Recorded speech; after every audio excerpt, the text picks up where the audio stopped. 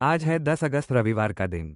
नमस्कार। हरकारा लेकर आया है आज के न्यूज़लेटर का पॉडकास्ट, जिसे आपके लिए तैयार किया है निधीश त्यागी के साथ राजेश चतुर्वेदी, गौरव नौडियाल ने। जिन खबरों का जिक्र हम यहाँ कर रहे हैं, उनके लिंक्स और विस्तृत जानकारी मूल न्यूज़लेटर में है। सुनिए ऑटोमेटेड आवाज़ में। हरकारा यानी हिंदी भाषियों के लिए क्यूरेटेड न्यूज़लेटर। ज़रूरी खबरें और विश्लेषण। शोर कम, रोशनी ज़्यादा। आज के इस अंक में हम बात करेंगे देश और दुनिया की कुछ बड़ी और अहम खबरों पर। शुरुआत करेंगे भारत की घरेलू राजनीति से, जहां चुनाव आयोग और विपक्ष के बीच मतदाता सूची को लेकर तनातनी बढ़ गई है। हम जानेंगे कि राहुल गांधी के वोट चोरी के आरोपों पर चुनाव आयोग ने क्या जवाब दिया है और शरद पवार ने इस विवाद में कौन सा नया खुलासा किया है। इसके बाद हम आपको ले चलेंगे उत्तराखंड के धराली, जहां एक भीषण आपदा ने भारी तबाही मचाई है। साथ ही हम नजर डालेंगे भारत और पाकिस्तान के बीच बढ़ते तनाव पर, जिसमें भारतीय वायुसेना ने एक बड़ा दावा किया है। विदेश नीति के मोर्चे पर हम समझने की कोशिश करेंगे कि डोनाल्ड ट्रंप के भारत विरोधी बयानों के बाद मोदी सरकार की चुनौतियां क्यों बढ़ गई हैं। क्रिकेट की जीत से लेकर आत्मनिर्भर भारत की जटिल बहस तक हम एक दिलचस्प विश्लेषण भी आपके सामने रखेंगे। और अंतर्राष्ट्रीय खबरों में हम बात करेंगे अमेरिका, रूस और यूक्रेन के बीच चल रही कूटनीतिक खींचतान की, और जानेंगे कि व्हाइट हाउस में मेलानिया ट्रंप का प्रभाव क्यों बढ़ता जा रहा है। तो चलिए शुरू करते हैं आज की बड़ी खबरों का सिलसिला। चुनाव आयोग ने शनिवार को एक बार फिर कांग्रेस नेता राहुल गांधी से उनके आरोपों पर शपथ के साथ सबूत जमा करने को कहा है। राहुल गांधी ने आरोप लगाया था कि कर्नाटक के एक विधानसभा क्षेत्र में मतदाता सूची में हेरफेर की गई है। चुनाव आयोग के सूत्रों का कहना है कि राहुल गांधी को या तो एक घोषणा पत्र देना चाहिए या फिर देश से माफी मांगनी चाहिए। यह मामला राहुल गांधी के उस दावे से जुड़ा है जो उन्होंने गुरुवार को एक प्रेस कॉन्फ्रेंस में किया था। उन्होंने आरोप लगाया था कि बीजेपी की जीत सुनिश्चित करने के लिए कर्नाटक की महादेवपुरा विधानसभा सीट पर 1 लाख से ज्यादा फर्जी वोट बनाए गए थे। इस दावे के बाद कर्नाटक के मुख्य निर्वाचन अधिकारी ने कांग्रेस नेता को एक पत्र जारी कर शपथ पर सबूत पेश करने के लिए कहा था। हालांकि चुनावी कानून के जानकारों का कहना है कि चुनाव आयोग द्वारा बताया गया यह नियम इस संदर्भ में लागू नहीं होता है। उधर चुनाव आयोग ने शनिवार को सुप्रीम कोर्ट को यह भरोसा दिलाया है कि बिहार में मतदाता सूची की विशेष गहन समीक्षा के तहत किसी भी मतदाता का नाम बिना पूर्व सूचना दिए नहीं हटाया जाएगा।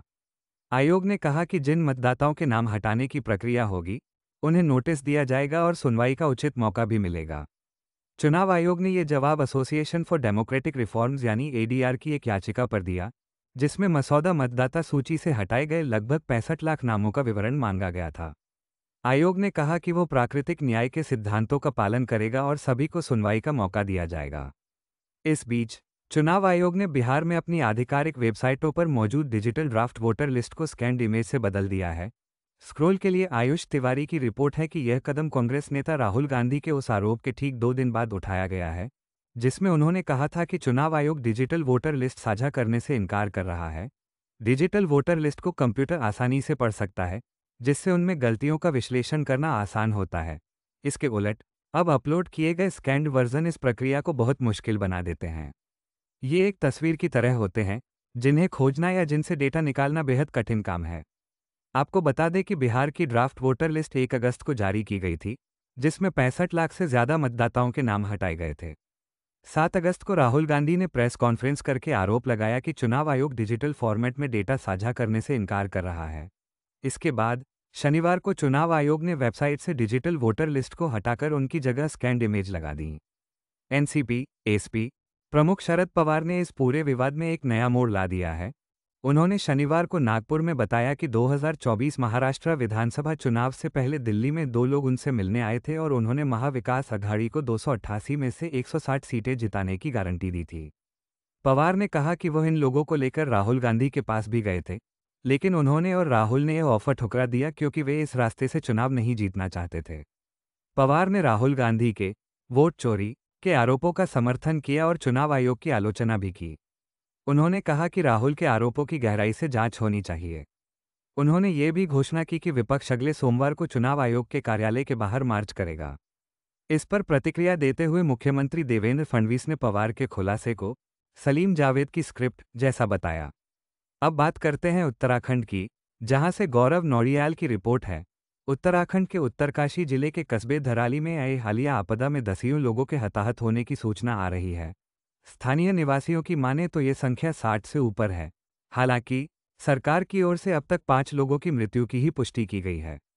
स्थानीय लोगों का कहना है कि अकेले 8 जवान आर्मी के लापता हैं। उनके मुताबिक आर्मी के जवान धराली में रेस्क्यू के दौरान बाढ़ की चपेट में आ गए थे। धराली के अलावा हर्षिल में आर्मी कैंप को भी भारी क्षति पहुंची है।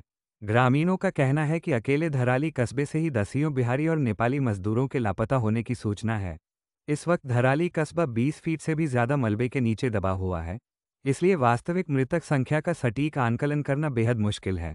घाटी में फिलहाल बिजली बहाल हो गई है और क्षतिग्रस्त हुए उत्तरकाशी गंगोत्री राष्ट्रीय राजमार्ग पर मरम्मत का काम तेजी से चल रहा है। भारतीय वायुसेना प्रमुख एपी सिंह ने खुलासा किया है कि भारत ने मई में पाकिस्तान के साथ हुए संघर्ष में 5 पाकिस्तानी लड़ाकू विमान और एक अन्य बड़े सैन्य विमान समेत कुल 6 विमानों को मार गिराया था। उन्होंने बताया कि एक निगरानी विमान को लगभग 300 किलोमीटर की दूरी से मार गिराया गया, जो एक नया रिकॉर्ड है। बेंगलुरु में एक कार्यक्रम में एयर चीफ मार्शल सिंह ने कहा कि हाल ही में खरीदे गए S-400 सिस्टम गेम चेंजर साबित हुए हैं। हालांकि पाकिस्तान के रक्षा मंत्री ख्वाजा मोहम्मद आसिफ ने इस बयान को खारिज कर दिया है। उन्होंने एक्स पर अपनी पोस्ट में भारत पर बेईमानी का आरोप लगाया और कहा, ऐसी हास्यास्पद कहानियां घरेलू राजनीतिक लाभ के लिए गढ़ी जाती हैं। पत्रकार राणा अयूब ने अपने एक लेख में तर्क दिया है कि जब से डोनाल्ड ट्रंप व्हाइट हाउस में लौटे हैं, उन्होंने लगातार भारत पर निशाना साधा है। उन्होंने भारत की अर्थव्यवस्था को मृत बताया और भारतीय सामानों पर 50% का भारी टैरिफ लगा दिया। इसके बावजूद नई दिल्ली की तरफ से लगभग चुप्पी छाई हुई है। अयूब लिखती हैं कि यह अपमान उस विदेश नीति का नतीजा है जो दिखावे पर ज्यादा और परिणामों पर कम केंद्रित थी। लेख में 2019 के हाउडी मोदी रैली का जिक्र है, जहां प्रधानमंत्री मोदी ने अब की बार ट्रंप सरकार का नारा दिया था। अयूब के अनुसार 2024 में ट्रंप के सत्ता में लौटते ही सबसे पहले भारतीय छात्रों पर असर पड़ा। लेख में मुकेश अंबानी के नेतृत्व वाले रिलायंस का भी जिक्र है, जिसने रूसी कच्चे तेल को रिफाइन करके रिकॉर्ड मुनाफा कमाया। अयूब इसे राष्ट्रवाद के भेस में एक बिजनेस मॉडल कहती हैं।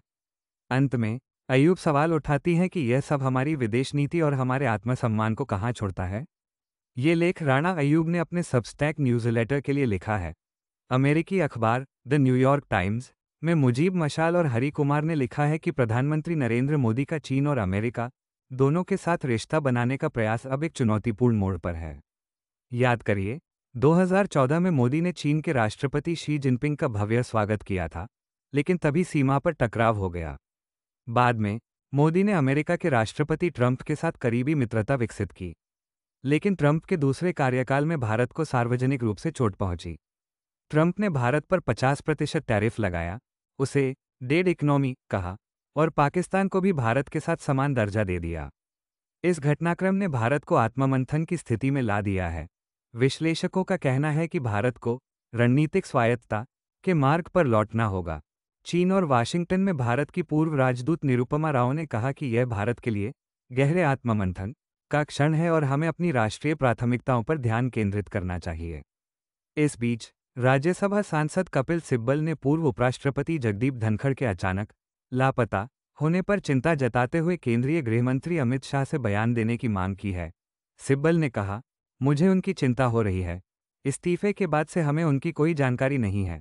पहली बार है जब लापता उपराष्ट्रपति के बारे में सुन रहा हूं। उन्होंने कहा कि गृह मंत्रालय को इस बारे में जरूर जानकारी होगी। क्या धनखड़ का पता लगाने के लिए सुप्रीम कोर्ट में याचिका दायर करें?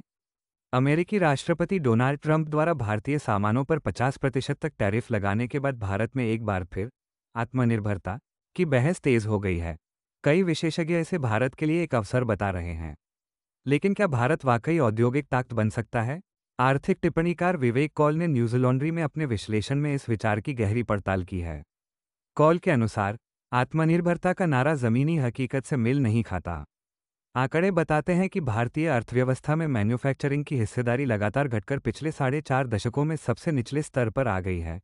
इसके पीछे कारोबार करने में आसानी की कमी और कुशल श्रमिकों की कमी जैसे कई कारण हैं। आत्मनिर्भरता की बहस का बड़ा हिस्सा हाईटेक सेक्टर पर केंद्रित है, लेकिन इसके लिए बड़े पैमाने पर रिसर्च और डेवलपमेंट यानी R&D में निवेश की जरूरत होती है, जिसमें भारत बहुत पीछे है। भारत अपनी जीडीपी का सिर्फ 0.64% R&D पर खर्च करता है, जबकि चीन और अमेरिका इससे कहीं ज्यादा खर्च करते हैं। बातचीत की टेबल पर भी भारत की स्थिति बहुत मजबूत नहीं है। अमेरिका के कुल आयात में भारत का हिस्सा चीन के मुकाबले बहुत कम है। कॉल का निष्कर्ष है कि आत्मनिर्भरता का नारा तब तक खोखला है जब तक भारत अपनी संस्थागत कमजोरियों और आरएनडी में कम निवेश जैसी बुनियादी समस्याओं को नहीं सुलझाता। एक तरफ जहां अमेरिका के राष्ट्रपति डोनाल्ड ट्रंप रूस और यूक्रेन के बीच शांति के लिए जमीनों की अदला बदली का प्रस्ताव दे रहे हैं, वहीं दूसरी ओर रूस ने यूक्रेन पर हमले तेज कर दिए हैं।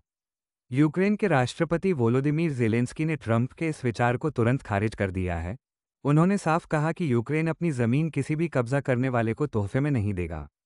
राष्ट्रपति ट्रंप ने घोषणा की है कि वो युद्ध समाप्त करने के प्रयास में 15 अगस्त को अलास्का में रूसी राष्ट्रपति व्लादिमीर पुतिन से मिलेंगे। उन्होंने संकेत दिया था कि इस शांति समझौते में इलाकों की कुछ अदला बदली शामिल हो सकती है। इसका सीधा मतलब ये होगा कि यूक्रेन को अपने कुछ इलाके रूस को सौंपने होंगे। शनिवार को अपने वीडियो संबोधन में राष्ट्रपति ज़ेलेंस्की ने कहा, यूक्रेन के खिलाफ लिया गया कोई भी फैसला, यूक्रेन के बिना लिया गया कोई भी फैसला शांति के खिलाफ है। ये मरे हुए फैसले हैं। एक तरफ जहां ये कूटनीतिक खींचतान चल रही है, वहीं ज़मीनी हकीकत और भी भयावह होती जा रही है। रूस ने यूक्रेन पर अपने हमले तेज कर दिए हैं। पूर्वी यूक्रेन का पोस्क शहर इस समय रूस के निशाने पर है। युद्ध का स्वरूप भी पूरी तरह बदल चुका है।